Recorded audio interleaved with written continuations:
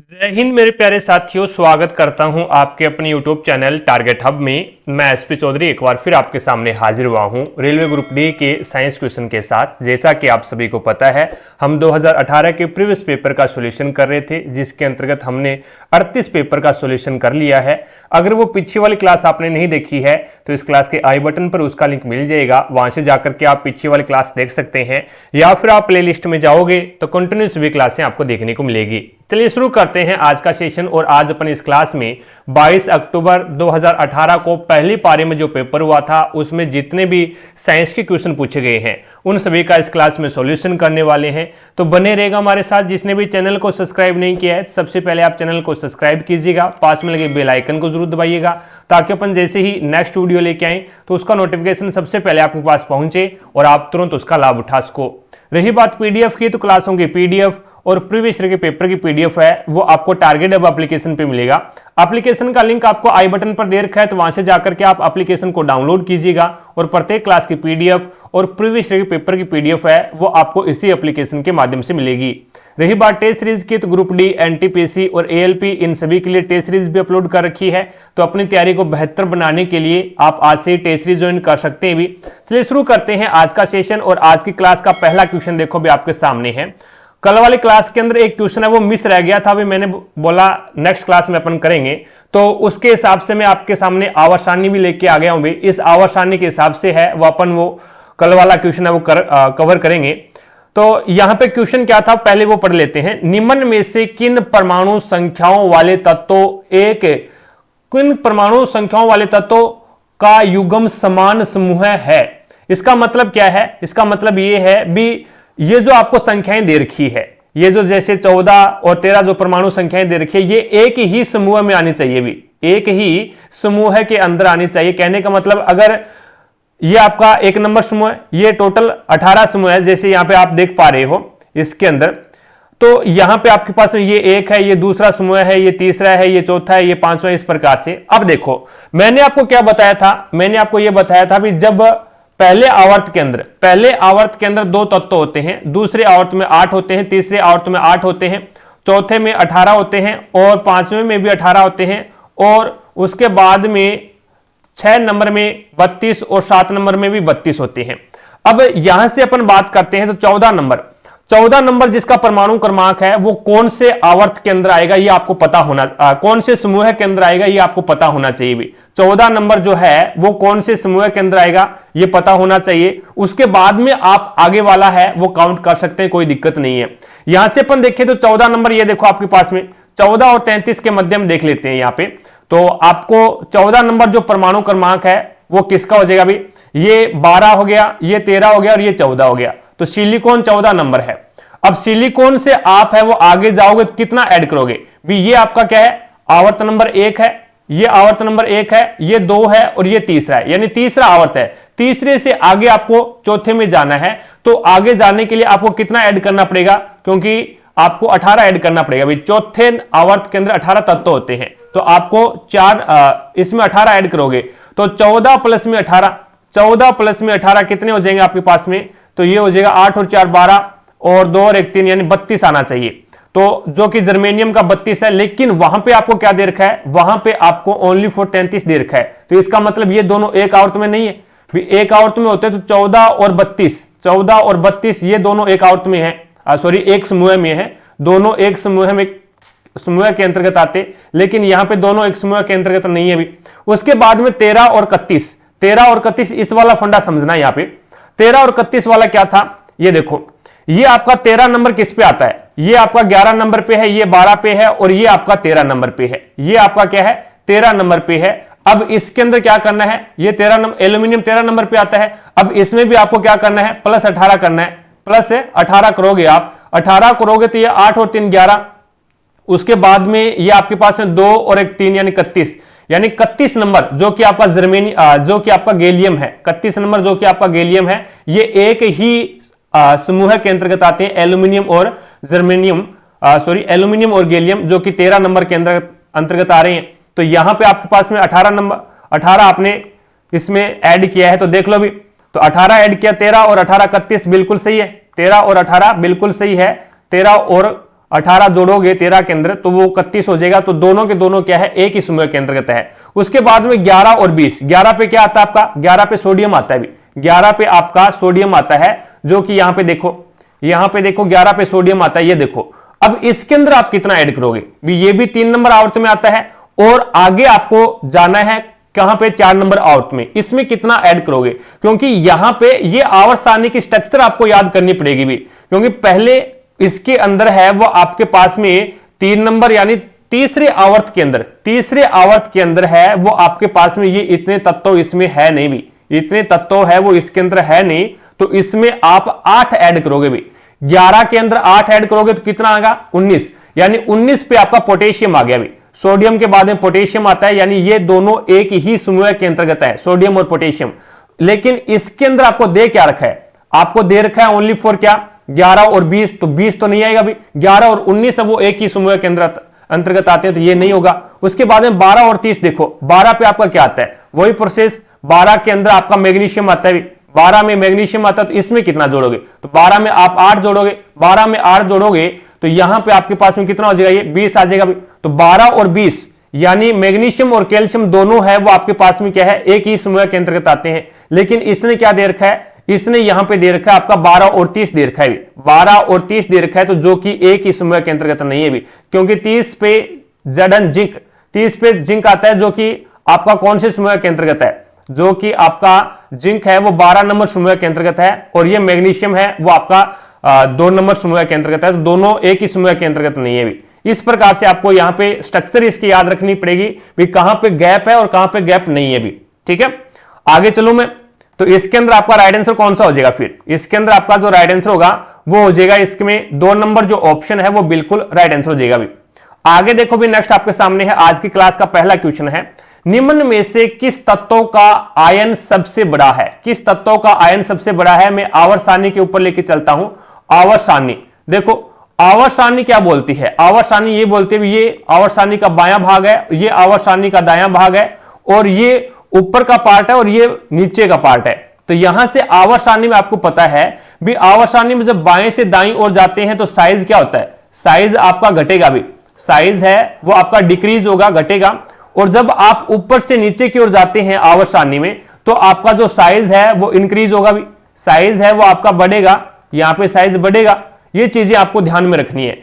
अब देखो भी, जब साइज बढ़ेगा, जब आप बाएं से दाईं ओर जाते हैं साइज घटता है, साइज घटता है, तो इसने यही बोला भी किस तत्व का आयन सबसे बड़ा है, किस तत्व का आयन सबसे बड़ा है, जिसका साइज बड़ा होगा वो आयन, जिस तत्व का साइज बड़ा होगा उसका आयन भी बड़ा होगा। तो यहां से आपके पास में सिलिकॉन है वो 14 नंबर ग्रुप में आता है, सिलिकॉन है वो 14 नंबर ग्रुप में आता है, मैग्नीशियम है ये आपका 2 नंबर ग्रुप में आता है, सोडियम है वो आपका 1 नंबर ग्रुप में आता है, और एल्यूमिनियम है ये आपका कौन से ग्रुप में आ जाएगा, एल्यूमिनियम, एल्यूमिनियम 12 नंबर ग्रुप में, एल्यूमिनियम है वो आपका 13 नंबर ग्रुप में आता है भी। 13 नंबर बैंगन आलू गाजर इन थैला, तो ये 13 नंबर ग्रुप में आता है, ये आपका 1 नंबर ग्रुप में आता है। सबसे बाईं ओर कौन है, सबसे बाईं ओर आपका सोडियम है भी, सबसे बाईं ओर सोडियम है। तो यहां पे जो आयन बड़ा है सबसे साइज के अंदर, तो वो आपका सोडियम का हो जाएगा। राइट आंसर कौन सा हो जाएगा, 3 नंबर जो ऑप्शन है वो आपका बिल्कुल राइट आंसर हो जाएगा। चीजें समझ में आई क्या, बाएं से दाईं ओर जाएंगे साइज साइज घटेगा तो आयन भी घटेगा, और ऊपर से नीचे की ओर जाएंगे तो साइज बढ़ेगा तो उसका आयन भी एक प्रकार से क्या है, बढ़ेगा भी। चीजें समझ में आ गई, कोई दिक्कत नहीं है। आगे देखो भी, नेक्स्ट आपके सामने, अब इसमें बोला गया भी कार्बन डाइऑक्साइड के 10 मोल्स का द्रव्यमान कितना होता है। आपको पता है भी कार्बन डाइऑक्साइड है CO2, इसका जो द्रव्यमान है, इसका जो द्रव्यमान है वो कितना है, मास कितना है इसका, देख लो। कार्बन का जो मास होता है, द्रव्यमान होता है वो कितना होता है, 12 होता है भी, कार्बन का 12 होता है। और ऑक्सीजन का कितना है, ऑक्सीजन का 16 होता है, लेकिन यहां पे ऑक्सीजन के एक परमाणु का द्रव्यमान 16 होता है, यहां पे ऑक्सीजन के 2 परमाणु हैं, तो 16 दुए कितने हो जाएंगे, 32। तो यहां पे ऑक्सीजन का 32 हो जाएगा, तो टोटल जोड़ोगे तो आपके पास में कितना आ जाएगा, 44। अब ये जो द्रव्यमान है, कोई भी जैसे कार्बन डाइऑक्साइड जोड़ लो या फिर ये आप जल ले लो, तो ये कार्बन डाइऑक्साइड का टोटल जो मास आया, द्रव्यमान आया, वो कितना आ गया, 44 ग्राम आ गया। कितना आ गया भी, 44 ग्राम। ये जो 44 ग्राम है वो 1 मोल के बराबर है भी, 1 मोल के बराबर में 44 ग्राम वजन है। चीजें समझ में आ रही है। अब आपको बताना भी 10 मोल के, तो 1 मोल में 44 है, तो 10 मोल में तो 10 से मल्टीप्लाई कर दो भी 10 से, तो 10 से मल्टीप्लाई करोगे तो आपके पास में 440 आ जाएगा, जो कि राइट आंसर कौन सा हो जाएगा, ये 2 नंबर जो ऑप्शन है वो आपका बिल्कुल राइट आंसर हो जाएगा। भी आगे देखो भी, नेक्स्ट आपके सामने है। अब इसके अंदर आपको बोला गया भी the value of universal gravitation constant ji was discovered, यानी जो सार्वत्रिक नियतांक है, यहां पे मैं लिख देता हूं सार्वत्रिक नियतांक जो कि कैपिटल जी है, इसकी खोज किसने की थी, इसकी खोज किसने की ये आपको बतानी है। तो क्वेश्चन बहुत बार मैं आपको बता चुका हूं ये बात, ठीक है। ग्रेविटेशन जो कि सार्वत्रिक नियतांक का मतलब होता है भी विश्व में कहीं पे भी इसका मान चेंज नहीं होने वाला, आप कहीं पे भी इसको लेके चले जाओ, इसका मान, इसकी वैल्यू उतनी ही रहेगी, चाहे आप सूर्य पे लेके चले जाओ, चाहे चंद्रमा पे लेके चले जाओ, कौन से भी ग्रह पे लेके चले जाओ, विश्व में कहीं पे भी लेके चले जाओ, उसका मान इतना ही रहेगा। तो यहां पे इसका मान होता क्या है, तो इसका मान है वो 6.67 इंटू 10⁻⁻11, और इसका जो मात्रक होता है वो होता है न्यूटन मीटर स्क्वायर प्रति किलोग्राम स्क्वायर, ये है वो इसका मात्रक होता है। बहुत बार है वो मात्रक पूछा भी गया है भी, जो सार्वत्रिक नियतांक जी है उसका मात्रक क्या है, तो न्यूटन मीटर स्क्वायर प्रति किलोग्राम स्क्वायर होता है, और इसका मान है वो 6.67 इंटू 10⁻⁻11 होता है। और इसकी खोज है वो हेनरी कैवेंडिश ने की थी 1798 के अंदर, 1798 के अंदर है वो इसकी खोज की गई थी। तो यहां पे आपका राइट आंसर क्या होगा, हेनरी कैवेंडिश, जो कि 1 नंबर ऑप्शन आपका बिल्कुल राइट आंसर हो जाएगा भाई। अब ये जो ग्रेविटेशन जो फॉर्मूला है ना, ये कहां पे लगता है, देखो सार्वत्रिक नियतांक F बराबर क्या होता है, capital G m1 into m2 upon में आपके पास में क्या होता है, r स्क्वायर होता है। ये जो आपका गुरुत्वाकर्षण का जो फॉर्मूला होता है, गुरुत्वाकर्षण फोर्स का, वो आपके पास में G फिर m1 इंटू m2 अपॉन में r स्क्वायर बीच की दूरी होती है, m1 m2 आपके पास में 2 पिंड होंगे, उनका द्रव्यमान हो जाएगा भी। आगे देखो भी, नेक्स्ट आपके सामने है अगला क्वेश्चन। अब इसमें आपको बोला गया है भी किसी मिश्र धातु की एक धातु यदि मरकरी है तो वह धातु क्या कहलाएगी, ये आपको बताना है। हमेशा और हमेशा याद रखना, जब भी मिश्र धातु आपको मिले और उस मिश्र धातु के अंदर है वो एक नाम है वो मरकरी का आए, तो वहां पे क्या बन जाता है, अम्लगम बन जाता है। वहां पे अम्लगम बन जाता है, ये चीज आप ध्यान में रखना भी। पीतल भी एक मिश्र धातु है, लेकिन किसी भी मैं आपको ये बोल रहा हूं भी मिश्र धातु हो और उस मिश्र धातु के अंदर अगर एक मरकरी है और कोई सी भी धातु हो, कोई दिक्कत नहीं चलेगा, एक अगर मरकरी है तो उससे अपन क्या बोलेंगे, अम्लगम बोलेंगे। और यहां से आपके पास में पीतल एक मिश्र धातु है, पीतल एक क्या है, मिश्र धातु है, जो कि ट्रिक के द्वारा पिताज जहां पे पी से पीतल बन जाएगा, ता से तांबा बनेगा और प्लस में जय से जस्ता बन जाएगा भी। तो पित्तल है वो किससे मिलकर बनाया है, तो वो आपका तांबा और जस्ता से मिलकर बनाया भी, ठीक है। उसके बाद में सोल्डर, जो कि सोल्डर एक प्रकार से सिट्टी, ये भी मिश्र धातु है, और सिट्टी से ही आपका सोल्डर से ही अपन फ्यूज का भी याद कर लेते हैं। फ्यूज एक प्रकार से फ्यूज ही होता है भी, सोल्डर जो टांका लगाने वाला जो काइया होता है उसके साथ में जो प्रयोग करते हैं वो सोल्डर होता है भी, उसके साथ में जो तार का यूज किया जाता है वो सोल्डर होता है भी, और उसी से है वो मिश्र धातु बनती है भी। तो यहां से आपके पास से मिश्र धातु का फ्यूज बनता है। आपका जो फ्यूज होता है उसका जो गलनांक होता है वो बहुत ही कम होता है भी, ठीक है। तो यहां से आपके पास में सी से बन जाएगा शीशा, सी से क्या बन जाएगा, शीशा बनेगा, और टी से बन जाएगा आपके पास में टिन। तो यहां पे शीशा और टिन सीटी कब लगती है, जब फ्यूज उड़ जाता है, ऐसे याद करो। सीटी कब लगेगी, जब फ्यूज उड़ेगा। तो फ्यूज कब उड़ेगा, जब सीटी लगेगी। तो यहां पे आपके पास शीशा और टिन से मिलकर कौन बनता है, आपका सोल्डर और फ्यूज बनता है। उसके बाद में कांसा भी एक मिश्र धातु है, ये किससे मिलकर बनी होती है, तो आपका कांसा है वो तांबा और टिन से मिलकर है वो कौन बनती है, तो आपका कांसा बनता है। तो यहां पे आपका राइट आंसर क्या हो जाएगा, अमलगम के बारे में मैंने आपको बता दिया भी। कोई भी धातु हो, अगर उस धातु के साथ में अगर आपको अमलगम मिला दे, कोई भी धातु हो और उस धातु के साथ में अगर मरकरी मिला दे तो वो अमलगम बन जाएगा भी, ठीक है। आगे देखो भी, नेक्स्ट आपके सामने है। इसमें बोला गया भी मानव में नर युग्मक निम्न में से कौन से गुणसूत्र का वाहक होता है। मानव में नर युग्मक निम्न में से कौन से गुणसूत्र का वाहक होता है, तो देखो भी नर युग्मक दोनों का मान यहां पे थोड़ा सा याद रखो। अब मैं थोड़ा सा यहां पे आपको बता देता हूं, एक तो होता है युग्म, एक तो होता है युग्म और एक होता है युग्मक। दोनों में डिफरेंट है, मार मत खा जाना। युग्म का मतलब होता है जोड़ा, युग्म का मतलब क्या होता है जोड़ा, और यहां पे युग्मक का मतलब होता है सिंगल। युग्मक का मतलब क्या होता है सिंगल, ठीक है। कहने का मतलब यह है भी अगर मैं बोलूं भी आपके पास में क्या है एक्स और वाई, एक्स और वाई यानी ये एक प्रकार से लैंगिक जनन का युग्म है या फिर युग्मक है, मेरे को ये बताओ। तो एक्स और वाई एक जोड़ा है, एक्स और वाई एक जोड़ा है जो कि लिंग गुणसूत्र का है, तो ये आपका क्या है एक युग्म है, ये आपका क्या है एक युग्म है। और यहां से मैंने एक्स को अलग कर दिया और वाई को अलग कर दिया, अब ये एक्स और वाई ये दोनों क्या है, तो ये आपके युग्मक हो गए भी। इसी प्रकार से यहां पे आ जाओ, अब इसमें बोला गया भी नर युग्मक, नर युग्मक निम्न में से कौन से गुणसूत्र वाहक करता है, तो नर युग्मक के अंदर है वो एक्स और वाई दोनों मिलते हैं, एक्स और वाई दोनों मिलते हैं, तो वो एक्स का भी वहन कर सकता है और वो वाई का भी वहन कर सकता है। लेकिन अगर मैं मादा की बात करूं, मादा युग्मक की बात करूं, तो मादा युग्मक के अंतर्गत है वो दोनों ही क्या होते हैं एक्स, दोनों ही एक्स एक्स होते हैं भी, तो यहां से एक्स ही आएगा, यहां से तो एक्स ही आएगा, तो यहां पे आपके पास में हो जाएगा या तो एक्स या तो वाई, तो दोनों ही होते हैं, तो या तो एक्स आ जाएगा या फिर वाई आ जाएगा। लेकिन एक्स और वाई दोनों गुणसूत्र है वो वाहक नहीं होते भी, दोनों एक साथ में नहीं आएंगे, या तो एक्स आएगा या फिर वाई आएगा, तो इसके अंदर है वो आपका राइट आंसर क्या हो जाएगा 4 नंबर है वो आपका राइट आंसर हो जाएगा। इसमें देखो थोड़ा सा लैंग्वेज का चेंज है, यहां पे अगर क्वेश्चन आ रहा है तो भी गलत हो सकता है, नर युग्मक निम्न में से कौन सा गुणसूत्र का वाहक कर सकता है, तो एक्स और वाई दोनों, ठीक है। यहां पे है या तो एक्स या फिर वाई, थोड़ा समझदारी से काम लेना है आपको। आगे देखो भी नेक्स्ट आपके सामने है, ये कल वाले क्वेश्चन के अंदर भी कल वाले पेपर के अंदर भी क्वेश्चन आया था भी, यहां पे कोयले और पेट्रोलियम के दहन से के ऑक्साइड का निर्माण होता है। मैंने आपको कल भी बताया था भी कोयला और पेट्रोल का जब आप दहन करते हो तो उसमें एक तो आपके पास में कार्बन आ जाता है भी, ठीक है, बहुत ज्यादा मात्रा में कार्बन आता है, हाइड्रोजन भी उत्पन्न होती है भी, ठीक है, नाइट्रोजन भी उत्पन्न होती है और आपके पास में सल्फर भी उत्पन्न होता है भी।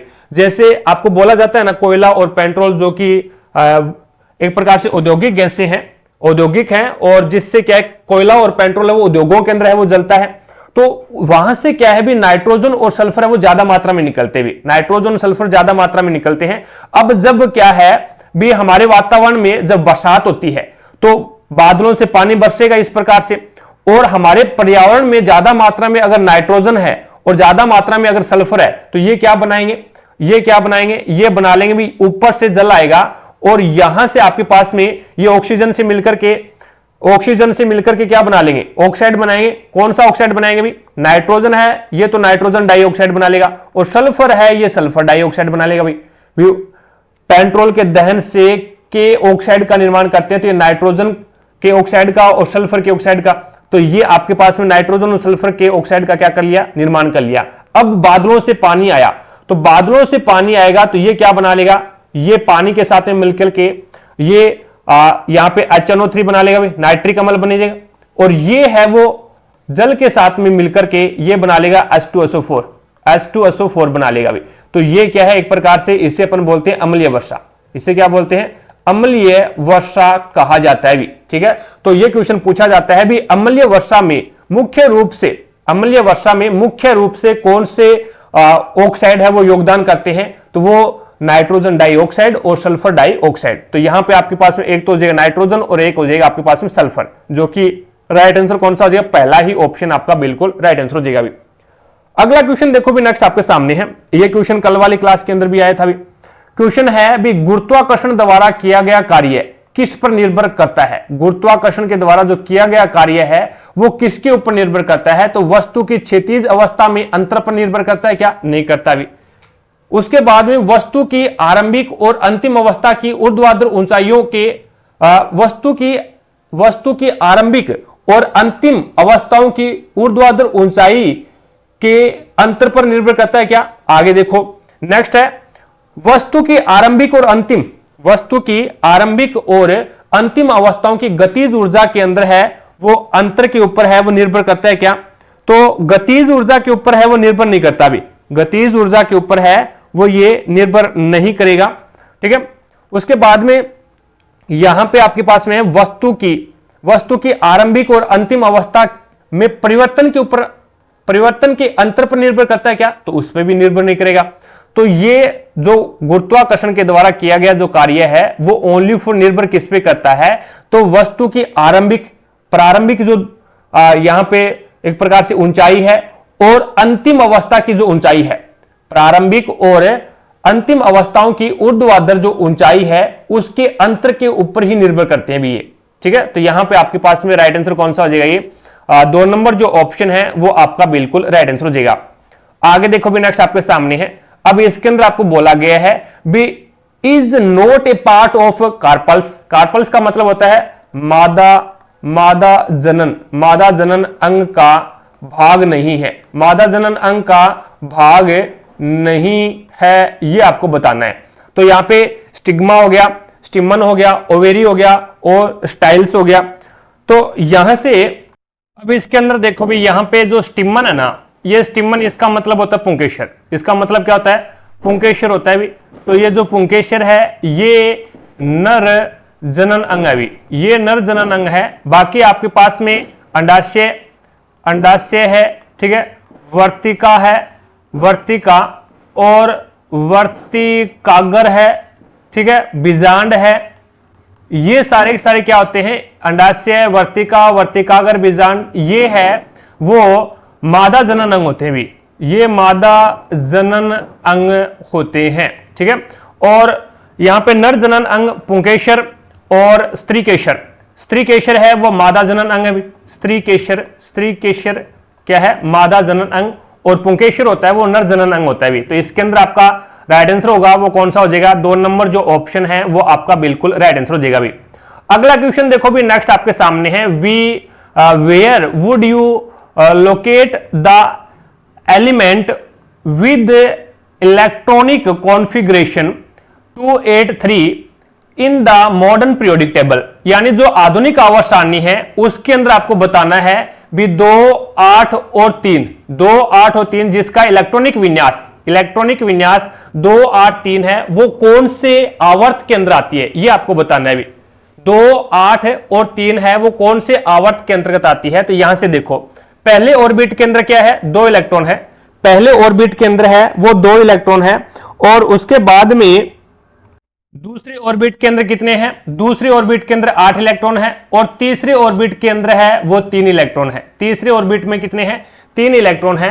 तो यहां से अपन क्या समझे? यहां से अपन ये समझे भी इसके अंदर, तो इसके अंदर कितनी कक्षाएं आई है? पहली कक्षा, दूसरी कक्षा और तीसरी कक्षा, यानी 3 कक्षाएं यूज हुई है। आपको पता है भी आपका जो आवर्त है वो क्या बताता है? आपका जो आवर्त है वो कक्षा की संख्या बताता है भी, कक्षा की संख्या बताता है। पहले आवर्त के अंदर है वो 1 कक्षा होती है, दूसरे के अंदर 2, तीसरे के अंदर 3 कक्षाएं होती है। तो यहां पे 3 कक्षाएं यूज हुई है भी, पहली कक्षा में 2 इलेक्ट्रॉन, दूसरी कक्षा में 8 इलेक्ट्रॉन, तीसरी कक्षा के अंदर 3 इलेक्ट्रॉन है। तो ये कौन से आवर्त में आ जाएगी? फिर तीसरे आवर्त में आ जाएगी। तो इसमें आपका राइट आंसर कौन सा हो जाएगा? 2 नंबर जो ऑप्शन है वो आपका बिल्कुल राइट आंसर हो जाएगा भी। आगे देखो भी नेक्स्ट आपके सामने है। अब इसमें बोला गया भी लोहे की कील का घनत्व पानी के घनत्व से होता है।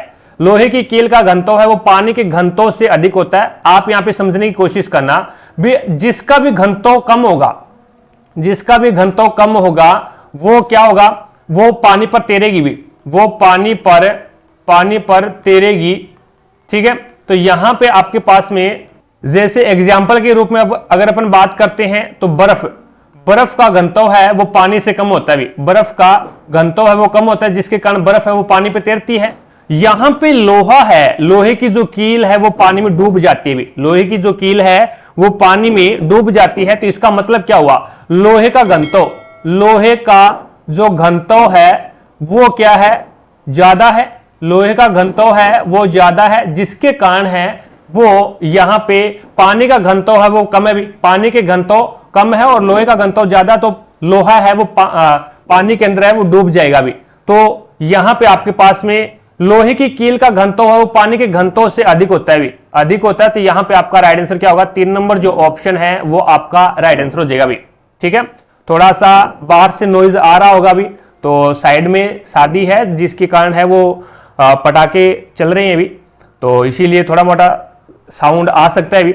देखिएगा, सोडियम को में संग्रहित किया जाता है, सोडियम को में संग्रहित किया जाता है, तो आपको पता है सोडियम है, सोडियम ये आपका वायु के संपर्क में, ये आपका वायु के संपर्क में आने पर क्या कर लेता है, आग पकड़ लेता है। वायु के संपर्क में जैसे ही आएगा तो आग पकड़ लेगा, तो इसीलिए इसको क्या करते हैं, केरोसिन तेल में डुबो कर रखते हैं, केरोसिन तेल के अंदर वो डुबो कर रखते हैं ताकि सोडियम है वो वायु के संपर्क में न आए और आग न पकड़े। तो केरोसिन तेल को अपन क्या बोलते हैं, मिट्टी का तेल बोलते हैं। केरोसिन तेल को मिट्टी का तेल बोला जाता है। उसके बाद में अपन बात करते हैं सोडियम, सोडियम है और यहां से सोडियम और पोटेशियम, देखो सोडियम, ये क्वेश्चन पूछा गया है, सोडियम पोटेशियम, पोटेशियम इनको है वो अपन चाकू से काट सकते हैं भी, इनको क्या है चाकू से काट सकते हैं आसानी से, चाकू से आसानी से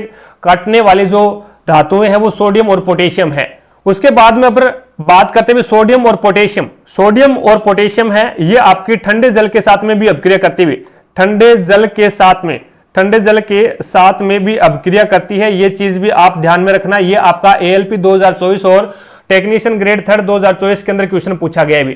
तो सोडियम और पोटेशियम चाकू से काटी जा सकती है और ठंडे जल के साथ में अभिक्रिया करती है। तो यहां पे गर्म जल के साथ में कौन अभिक्रिया करती है, तो गर्म जल के साथ में जो अभिक्रिया करती है वो आपकी मैग्नीशियम है भी, मैग्नीशियम है वो गर्म जल के साथ में अभिक्रिया करती है। और एल्यूमिनियम, जिंक और लोहा, एल्यूमिनियम, जिंक और लोहा है ये आपकी किसके साथ में अभिक्रिया करेगी, भाप के साथ में, ये भाप के साथ में अभिक्रिया करती है। ये चीजें ध्यान में रखना, पूछी गई है। अब इसमें आपका जो राइट आंसर होगा वो कौन सा हो जाएगा, 4 नंबर जो ऑप्शन है वो आपका बिल्कुल राइट आंसर हो जाएगा अभी। एक शानदार सा एप्लीकेशन के ऊपर ऑफर चल रहा है अभी, तो जो भी इच्छुक कैंडिडेट है वो इस ऑफर का लाभ उठा सकते हैं। मैं ऑफर के बारे में आपको बता देता हूं। टारगेट अब एप्लीकेशन का सब्सक्रिप्शन हमने लॉन्च कर रखा है। अगर जो भी बंदा एप्लीकेशन का सब्सक्रिप्शन लेता है तो उसको क्या क्या चीजें मिलेगी, टारगेट अब एप्लीकेशन के ऊपर जितनी भी टेस्ट सीरीज है वो सारी की सारी टेस्ट सीरीज है वो आपके लिए अनलॉक हो जाएगी भी, और जितनी भी नोट्स की पीडीएफ है वो सारी की सारी आपके लिए अनलॉक हो जाएगी, और जितनी भी प्रीवियस पेपर की पीडीएफ है वो सारी की सारी आपके लिए अनलॉक हो जाएगी, और जितनी भी यूट्यूब पे जो क्लासें लग रही है उन सभी की पीडीएफ आपके लिए अनलॉक हो जाएगी। और ये मात्र और मात्र आपको 99 रुपीज के अंदर है वो एप्लीकेशन का सब्सक्रिप्शन दिया जा रहा है, जिसके अंतर्गत है वो आपको टारगेट अब एप्लीकेशन के ऊपर है वो जितनी भी टेस्ट सीरीज है, जितने भी कोर्स हैं वो सारे के सारे कोर्स आपके लिए अनलॉक हो जाएंगे। वैलिडिटी रहेगी 12 महीने की, 12 महीने की वैलिडिटी के साथ में आपको ये ऑफर दिया जा रहा है। तो जो भी इच्छुक कैंडिडेट है वो इस ऑफर का लाभ उठा सकता है भी। ज्यादा जानकारी के लिए आप कॉन्टैक्ट कर सकते हैं 9887693449 के ऊपर। अब यहां पे देखो भी अगले क्वेश्चन के ऊपर, अगला क्वेश्चन आपके सामने, इसके अंदर आपको पूछा गया भी what is the SI unit of power, यानी शक्ति का मात्रक क्या है, शक्ति का एसआई मात्रक क्या है ये आपको बताना है। तो शक्ति यहां पे जूल किसका मात्रक होता है, जूल है वो आपका कार्य व ऊर्जा का जो मात्रक होता है वो जूल होता है। वाट है ये शक्ति का मात्रक होता है, वाट है वो आपका शक्ति का मात्रक होता है। और कुलाम है ये आपका किसका मात्रक होता है, आवेश का मात्रक होता है, आवेश का मात्रक है वो कुलाम होता है। एम्पियर है ये विद्युत धारा का मात्रक होता है, विद्युत धारा का मात्रक है वो एम्पियर होता है। तो इसमें आपका राइट आंसर क्या हो जाएगा, वाट हो जाएगा। शक्ति का फॉर्मूला याद रखो, आप शक्ति से रिलेटिव क्वेश्चन पूछे जाते हैं तो उसमें फॉर्मूले ये लगते हुए, शक्ति बराबर क्या होता है, शक्ति बराबर होता है कार्य बटे समय। एक तो फॉर्मूला ये कार्य बटे समय। दूसरा फॉर्मूला क्या है, पावर, शक्ति को P से लिख दूं, P बराबर क्या हो जाएगा आपके पास में VI, V वोल्टेज होता है, I एम्पियर होता है। उसके बाद में P बराबर क्या होता है I स्क्वायर R, और उसके बाद में P बराबर क्या होता है V स्क्वायर अपॉन में R। ये फॉर्मूले होते हैं जो कि आपको याद रखने हैं, डायरेक्ट है वो फॉर्मूले के ऊपर ही क्वेश्चन पूछा जाता है भी। फॉर्मूला याद है तो मान ही रखना होता है और कुछ नहीं करना होता। तो इसके अंदर आपका 2 नंबर ऑप्शन है बिल्कुल सही हो जाएगा भी। आगे देखो भी नेक्स्ट आपके सामने है, अब एक गोलाकार दर्पण जिसकी वक्रता त्रिज्या R है की फोकस दूरी कितनी है। ये मैंने कल वाली क्लास के अंदर है ना, कल वाली क्लास के अंदर ऐसे ही बता के गया था भी, ये रिलेशन होता है और वो आज इस पेपर के अंदर आ चुका है भी। कल वाली क्लास के अंदर है वो मैंने एक्स्ट्रा में ज्ञान बांटा था भी आपको, और वो एक्स्ट्रा में ज्ञान बांटा हुआ है ना वो यहां पे आ जाता है काम में, इस प्रकार से काम में आता है भी। अगर कोई पढ़ने वाला बंदा है ना तो उसके तो सोने पे सुहागा है। अब यहां पे क्वेश्चन में नहीं पूछा गया था, अभी कुछ भी कल वाली क्लास के अंदर मैंने एक्स्ट्रा में वो आपको ज्ञान दिया था और वो यहां पे काम आ गया।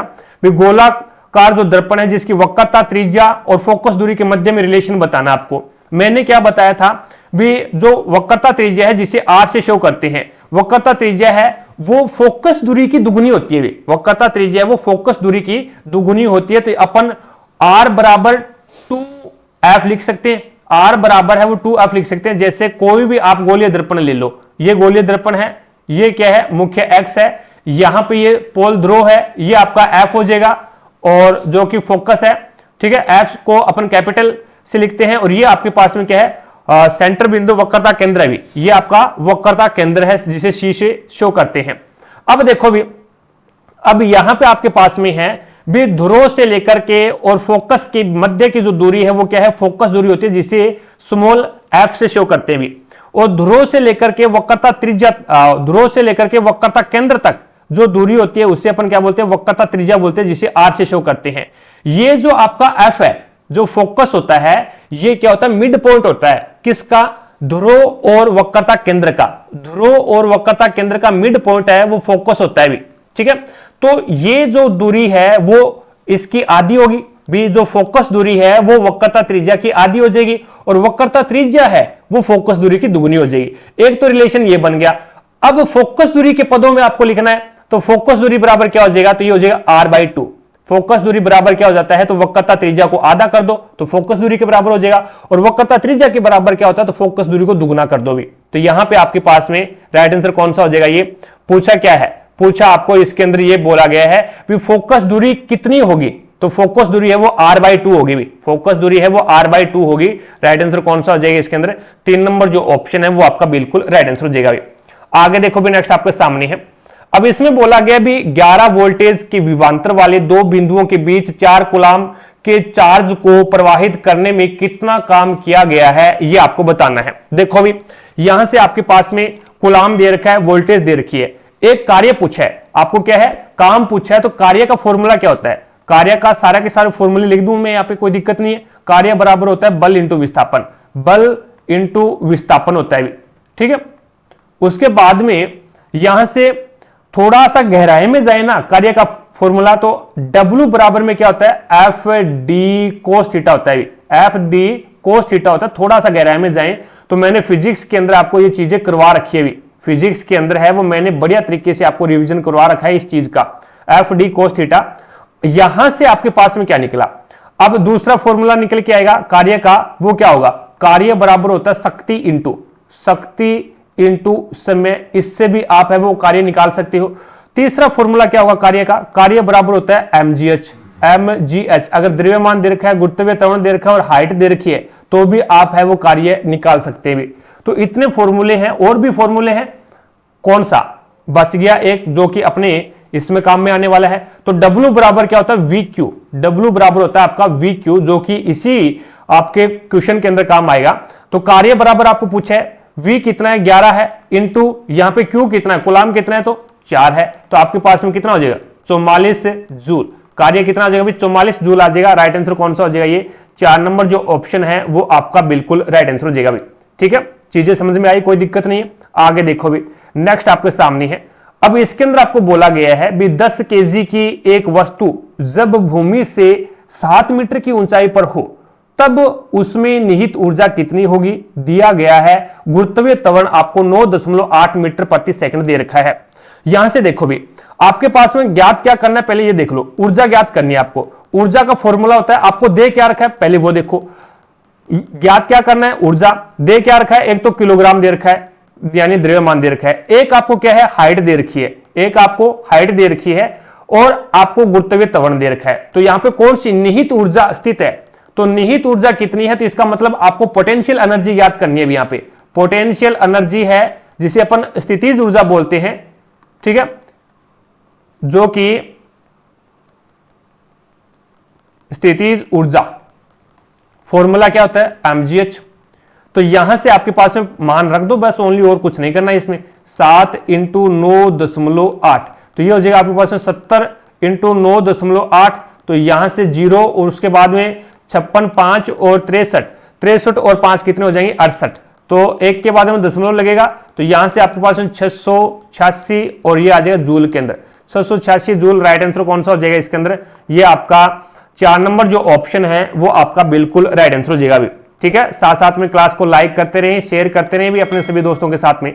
अब इसके अंदर आपको क्या बोला गया है? The plant part move away from light then is a called, यानी प्लांट का वह भाग, प्लांट का उस भाग को क्या बोलेंगे, या फिर प्लांट की उस गति को क्या बोलेंगे जो कि प्रकाश यानी सूर्य से दूर जाता हो, जो कि पौधे का वह भाग प्रकाश से दूर चला जाता है, उसे क्या कहते हैं?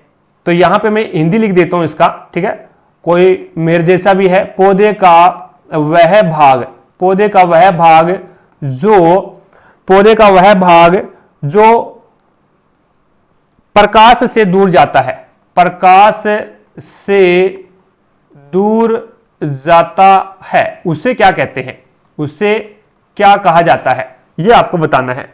तो यहां पे देखो, ये कोई पौधा है, ये क्या है, कोई पौधा है, और ये इनकी जड़ें होगी भी, ठीक है, ये इनकी जड़ें होगी, और ये ऊपर क्या है, इसकी टहनियां होगी भी।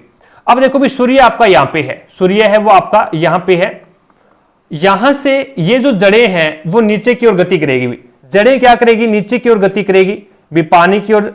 नीचे क्या है, यहां पे जल है भी, ठीक है, यहां पे जल है, और नीचे ही क्या लगता है, गुरुत्वाकर्षण बल लगता है भी, नीचे की ओर क्या है, गुरुत्वाकर्षण बल लगता है। अब मैं जड़ की अगर गति करूं, जड़ की अगर गति मानूं, तो जड़ की गति तो नीचे की ओर होती है, क्या ऊपर की ओर होती है? क्या नहीं होती, नीचे की ओर होती है। तो सूर्य के अकॉर्डिंग देखें तो ये क्या है, सूर्य के अकॉर्डिंग देखें तो ये नेगेटिव है भी, सूर्य के अकॉर्डिंग देखें तो ये नेगेटिव है भी, जिसके विपरीत है भी, सूर्य ऊपर है और सूर्य ऊपर है और जड़ों की गति नीचे है, तो इसका मतलब क्या, सूर्य के विपरीत है। तो जो भी विपरीत गति होगी ना, उसको तो अपन ऋणात्मक बोलेंगे, नेगेटिव बोलेंगे, कोई दिक्कत नहीं है। और सूर्य के अकॉर्डिंग है तो वहां पे अपन क्या बोल देंगे, प्रकाशानुवर्तन बोल देंगे। सूर्य के अकॉर्डिंग तो प्रकाशानुवर्तन हो जाएगा, प्रकाश का स्रोत है। और जल के अकॉर्डिंग देखो तो जल नीचे है, जल तो भूमि के नीचे है, तो जल की ओर गति हो रही है, तो इसीलिए इसे धनात्मक जलानुवर्तन बोल देंगे, ठीक है। पौधों जो जड़ों की जो गति है वो जल के अकॉर्डिंग देखें तो धनात्मक जलानुवर्तन हो जाएगा, सूर्य के अकॉर्डिंग देखें तो इसके विपरीत है, तो वहां पर ऋणात्मक प्रकाशानुवर्तन हो जाएगा। और गुरुत्वाकर्षण के अकॉर्डिंग देखें तो गुरुत्वाकर्षण नीचे की ओर ही लगता है, तो ये आपके पास में धनात्मक गुरुत्वानुवर्तन हो जाएगा भी। अब मैं पौधे के अगर इस तने की गति देखूं, तने की गति देखूं तो तना है वो ऊपर की ओर बढ़ रहा है, तना क्या कर रहा है, ऊपर की ओर बढ़ रहा है। जल आपका नीचे रह गया, तो जल नीचे है, तना ऊपर बढ़ रहा है, तो इसका मतलब क्या है, ये नेगेटिव यानी विपरीत जा रहा है।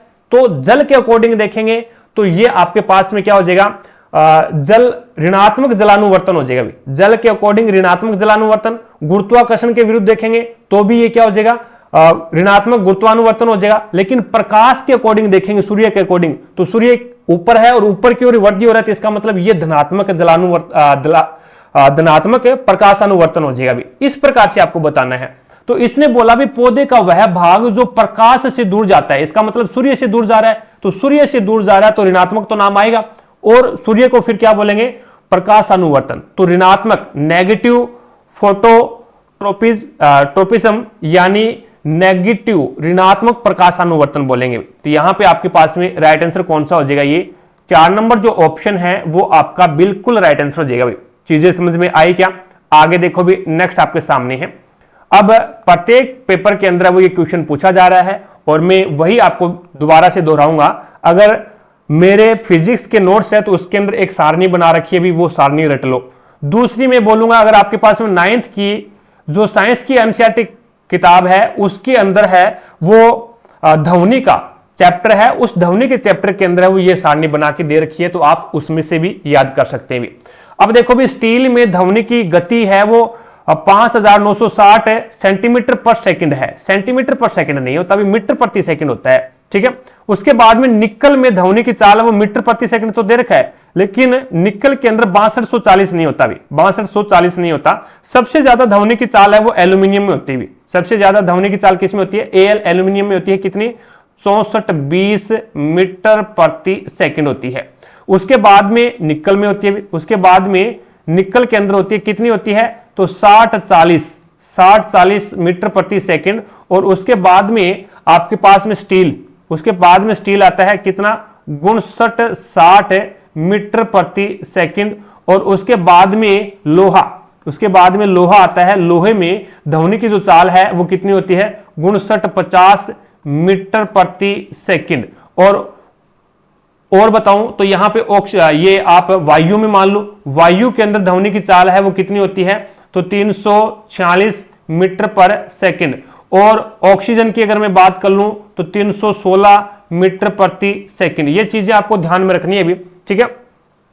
तो यहां पे आपके पास में दोनों ही गलत है, अभी दोनों ही गलत है। ये सेंटीमीटर दे रखा है, ये 6240 दे रखा है। तो यहां पे न तो ए और न ही बी, दोनों ही गलत है। तो आपका 4 नंबर जो ऑप्शन है इसमें वो आपका बिल्कुल राइट आंसर हो जाएगा। अभी चीजें समझ में आ गई।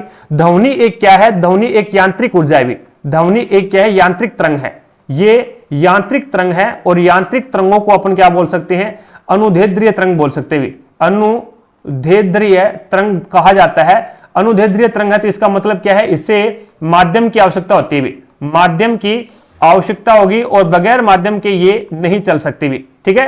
तो सबसे ज्यादा है वो ध्वनि है वो ठोस के अंदर होती है, और वो एल्यूमिनियम में है, ठीक है। आगे चलो, मैं नेक्स्ट देखिएगा अगला क्वेश्चन आपके सामने।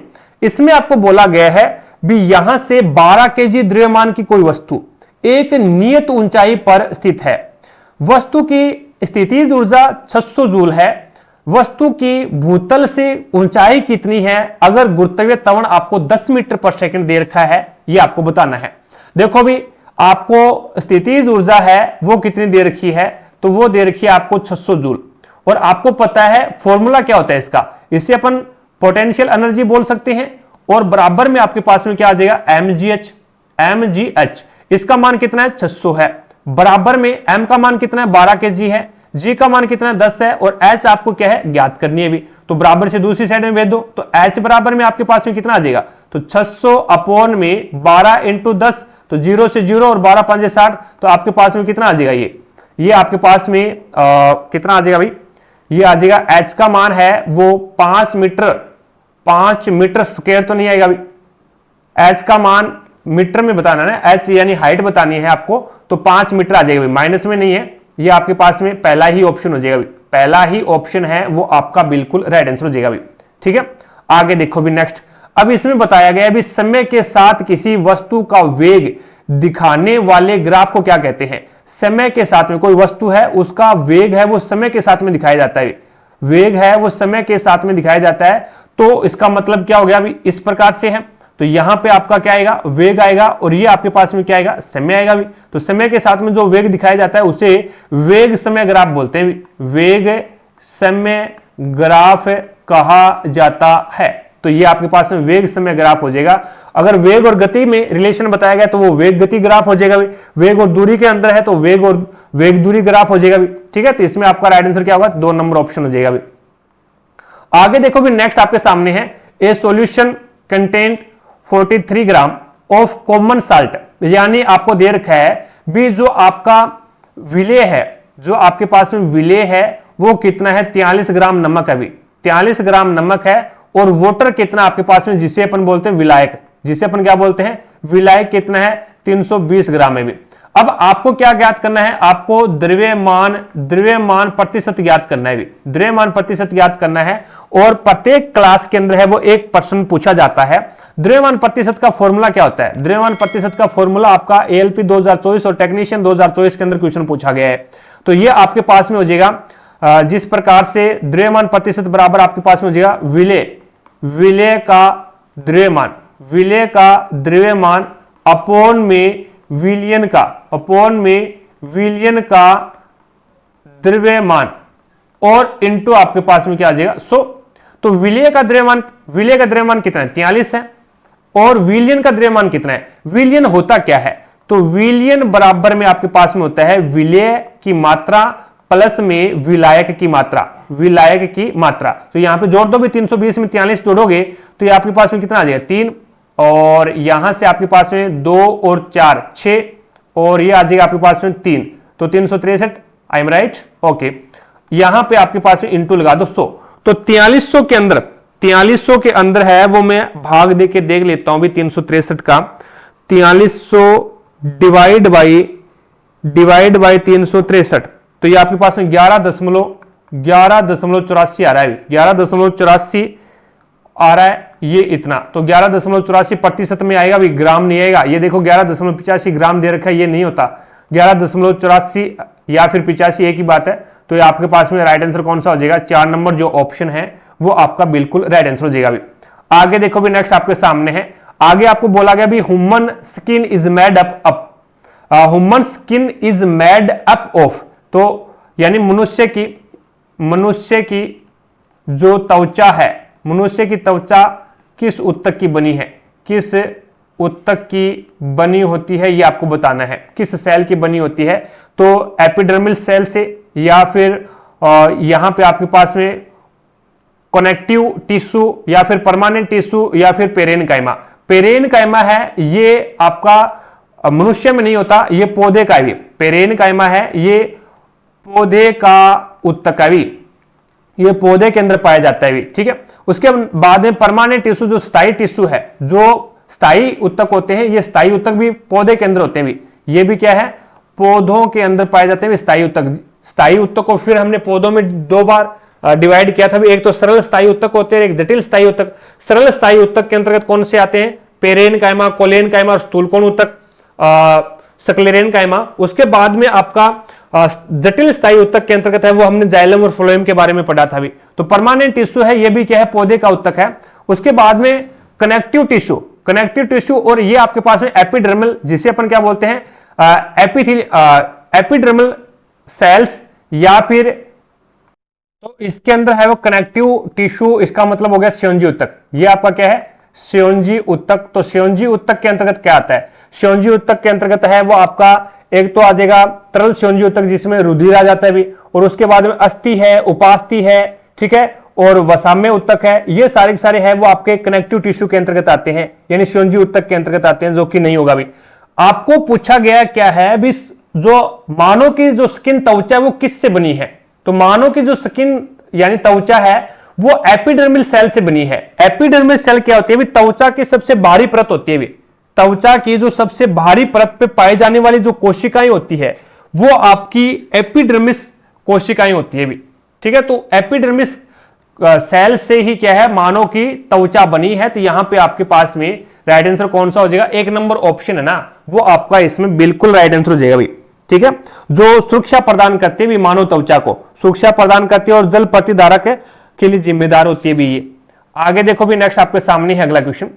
अब इसके अंदर आपको बोला गया है भी डज नॉट, अब इसके अंदर मैं आपको हिंदी बता देता हूं भी, तत्वों के गुणों में एक सीक्वेंस प्रदर्शित नहीं करता। तत्वों के गुणों में जिसे आवर्तीता बोलते हैं, ये कौन प्रदर्शित नहीं करता है, ठीक है। ये कौन सी प्रॉपर्टी है जो कि एक सीक्वेंस से पैदा नहीं करती है, वो आपको बताना है भी।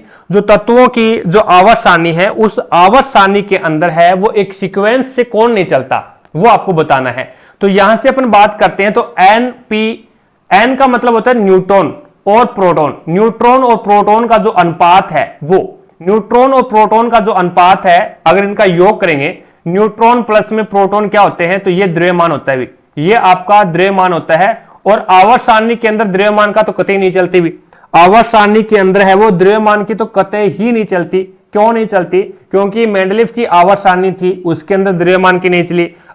डोबेराइनर का जो त्रिक नियम है उसमें भी द्रव्यमान का नहीं चला, और उसके बाद में न्यूलैंड्स का अष्टक नियम था, उसमें भी द्रव्यमान की कतई ही नहीं चली। तो इसका मतलब क्या है भी, अपनी आवर्त सारणी के अंदर है, अपनी आवर्त सारणी के अंदर है वो द्रव्यमान एक सीक्वेंस नहीं दर्शाता भी। जैसे मैं बात करूं भी, आर्गन है और आर्गन 18 नंबर पे आता है जिसका द्रव्यमान 40 है। उसके बाद में आर्गन के बाद में पोटेशियम आता है जिसका द्रव्यमान है वो 39 है, और फिर आता है कैल्शियम 20 नंबर पे, और इसका जो द्रव्यमान है फिर 40 आ जाता है। तो इसका मतलब क्या है भी, एक सीक्वेंस से आपका जो द्रव्यमान है वो एक सीक्वेंस से नहीं चलता भी आवर्त सारणी के अंदर, ठीक है। तो यही आपका राइट आंसर हो जाएगा। फिर न्यूट्रॉन और प्रोटॉन का जो रेशियो है, न्यूट्रॉन और प्रोटॉन है वो आपके परमाणु के द्रव्यमान, परमाणु के नाभिक के अंदर पाए जाते हैं, और जिसका योग क्या होता है, द्रव्यमान होता है, जिसका योग है वो द्रव्यमान होता है। तो द्रव्यमान अपनी आवर्त सारणी के अंदर वो एक सीक्वेंस से नहीं चलता है। उसके बाद में अगर अपन बात करते हैं इलेक्ट्रॉन,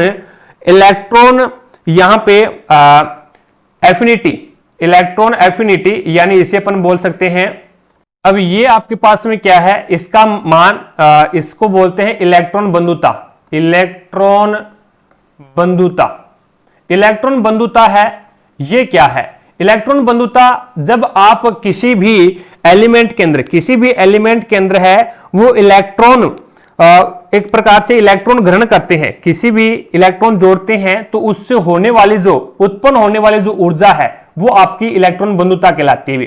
तो आवर्त सारणी, ये बायां भाग है आवर्त सारणी का, ये दायां भाग है। आप क्या है, जब बाएं से दाईं ओर जाते हैं, जब आप बाएं से दाईं ओर जाते हैं तो इसका मतलब क्या हुआ, जब आप बाएं से दाईं ओर जाते हैं तो उसका साइज, यानी आवर्त सारणी में साइज है वो क्या होता है, घटता है। ये मैंने आपको बताया था भी, जब आप बाएं से दाईं ओर जाते हैं तो साइज घटता है, और ऊपर से नीचे की ओर जाते हैं तो आपका जो साइज है वो इंक्रीज होता है, यानी बढ़ता है, आपका साइज है वो बढ़ेगा। तो यहां से आपके पास में मान क्या निकला भी, साइज घटता है, साइज आपका घटेगा, और ऊपर से नीचे की ओर जाएंगे तो साइज बढ़ेगा। तो इसके अंदर है वो एक सीक्वेंस से चल रहा है भी, और उसी सीक्वेंस के ऊपर आधारित क्या है, आपकी इलेक्ट्रॉन बंधुता होती है भी। कोई भी तत्व है उसके अंदर इलेक्ट्रॉन जोड़ना है आपको, तो साइज छोटा होगा तो वो जल्दी जुड़ जाएगा भी, ठीक है, और साइज बड़ा होगा तो वो जल्दी से इलेक्ट्रॉन नहीं जुड़ेगा भी।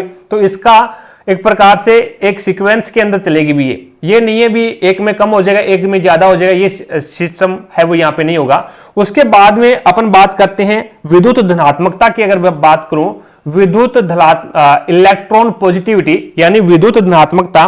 विद्युत धनात्मकता क्या होती है, तो कोई परमाणु है उसके द्वारा इलेक्ट्रॉन त्याग करके धनात्मक आयन बनाने की प्रवृत्ति है वो क्या कहलाती है, इलेक्ट्रॉन पॉजिटिविटी कहलाती है। भी कोई परमाणु इलेक्ट्रॉन का त्याग कर दे, और क्या कर दे, इलेक्ट्रॉन का त्याग करे, तो उस पर धनात्मक चिन्ह आ जाएगा।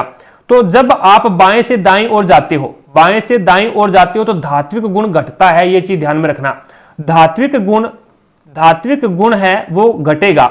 घटेगा मतलब ये हो गया भी, जैसे आप धात्विक गुण घटेगा तो अधात्विक गुण आएंगे, और अधातु क्या होती है, विद्युत अधातु है वो एक प्रकार से नेगेटिव चार्ज होता है भी, वो क्या है, इलेक्ट्रॉन नेगेटिविटी होती है, यानी इलेक्ट्रॉन ग्रहण करती है। अधातु इलेक्ट्रॉन का ग्रहण करती है, और धातुएं हैं वो इलेक्ट्रॉन का त्याग करती है भी।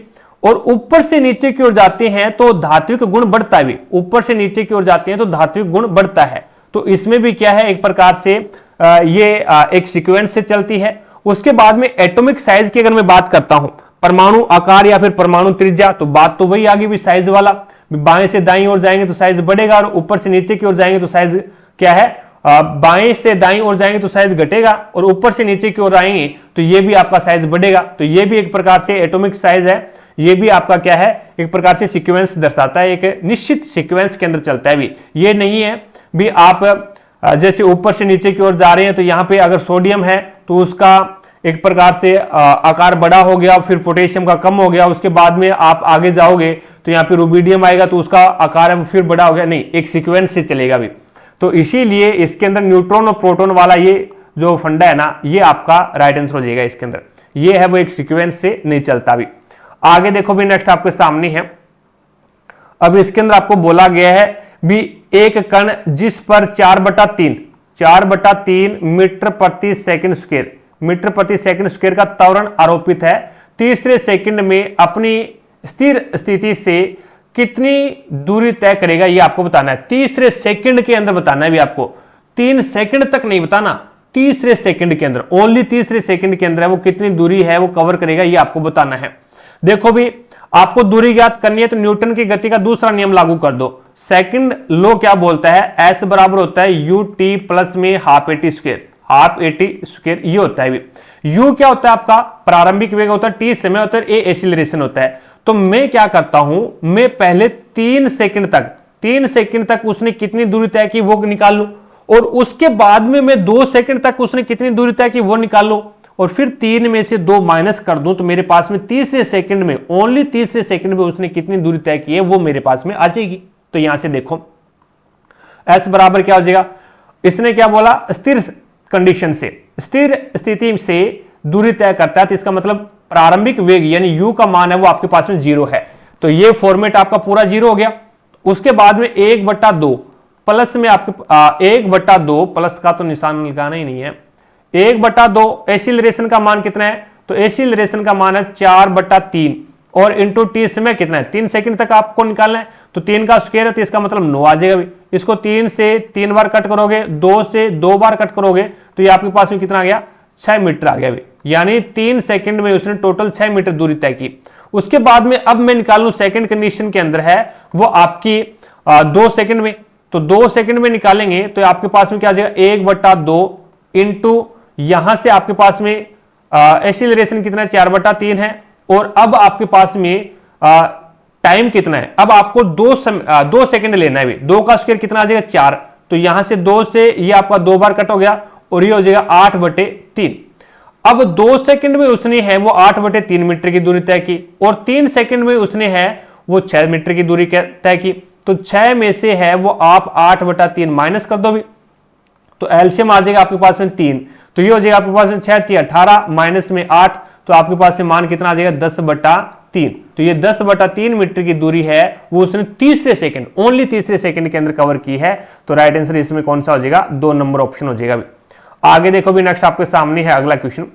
अब इसके अंदर आपको बोला गया है भी किस यौगिक की सबसे छोटी संभव इकाई को क्या कहा जाता है, यानी किसी यौगिक की सबसे छोटी संभव इकाई को क्या बोला जाता है। परमाणु होता है, परमाणु ये तत्वों की सबसे छोटी इकाई है। तत्वों की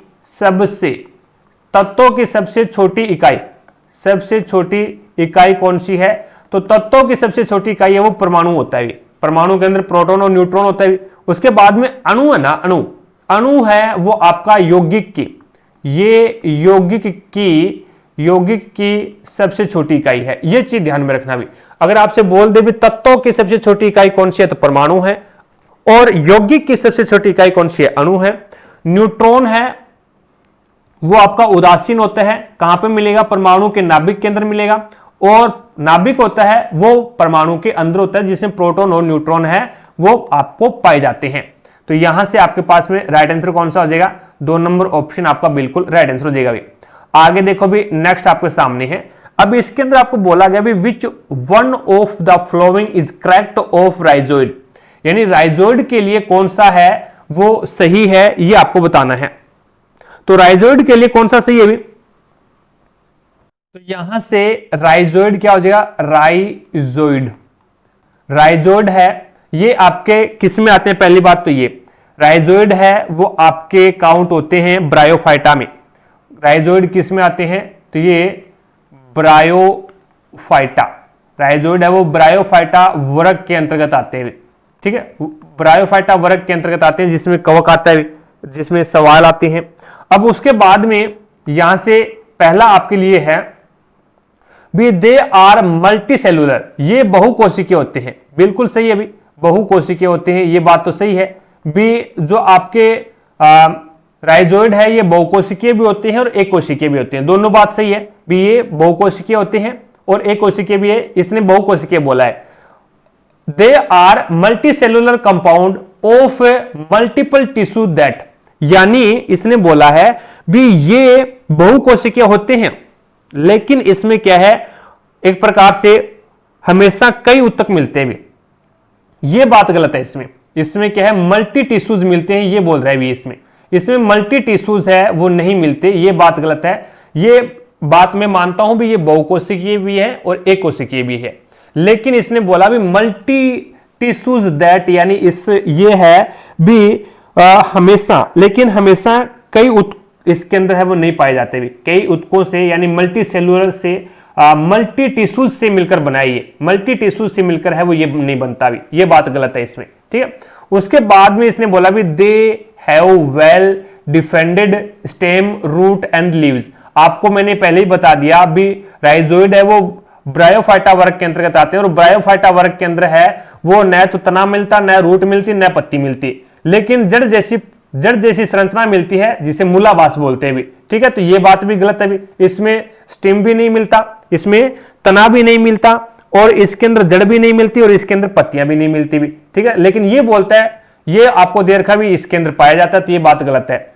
उसके बाद में आपको दे रखा है they typical have a central discs and 5 arms, यानी ये कोशिका जो इसने स्ट्रक्चर बता रखी है, जैसे कि यहाँ पे 5 आर्म होते हैं, इसमें 5 आर्म होते हैं, सेंट्रल डिसीज होता है और 5 आर्म होते हैं, ये बात गलत है। ये जो स्ट्रक्चर है ना, ये स्ट्रक्चर है वो एक मछली की है जिसे स्टारफिश बोलते हैं, स्टारफिश की है।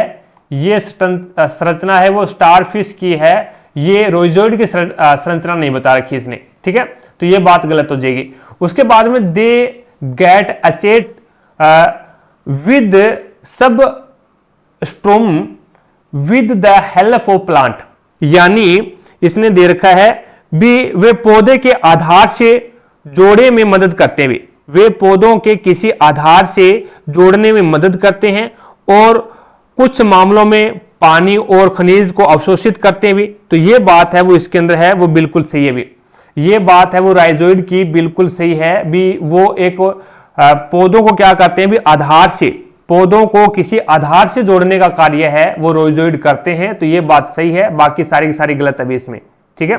आगे देखो भी, नेक्स्ट आपके सामने है। तो इस प्रकार से हमारा एक पेपर और कंप्लीट किया। आई होप आपको प्रत्येक क्वेश्चन समझ में आया होगा। चैनल पर नहीं है तो चैनल को सब्सक्राइब कर लो, पास में लगे बेल आइकन को जरूर दबा लो, ताकि अपन जैसे ही नेक्स्ट वीडियो लेके आए तो उसका नोटिफिकेशन सबसे पहले आपके पास पहुंचे और आप तुरंत उसका लाभ उठा सको। रही बात पीडीएफ की, तो क्लासों की पीडीएफ और प्रीवियस ईयर के पेपर की पीडीएफ है वो आपको टारगेट अब एप्लीकेशन के ऊपर मिल जाएगा भी।